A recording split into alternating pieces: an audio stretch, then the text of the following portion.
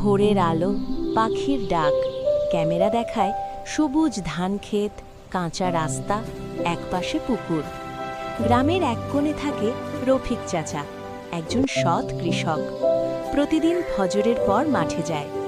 একদিন তার ছোট ছেলে মিঠু জিজ্ঞেস করে, মিঠু, আব্বা, সবাই শহরে যায়, আমরা কেন যাই না? রফিক চাচা মুচকি হেসে বলে, রফিক চাচা, বাবা, শহরে টাকা আছে, কিন্তু শান্তি এই মাটিতেই। হঠাৎ ঝড় আসে, বৃষ্টি, বাতাসে ধানের অনেকটা নষ্ট হয়ে যায়।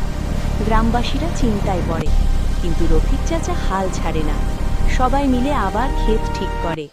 কয়েক মাস পর সোনালি ধান, হাসি খুশি গ্রাম। মিঠু খুশি হয়ে বলে, আব্বা, আমি বড় হয়ে কৃষক হব। রফিক চাচা আকাশের দিকে তাকিয়ে বলে, এই মাটি আমাদের পরিচয়।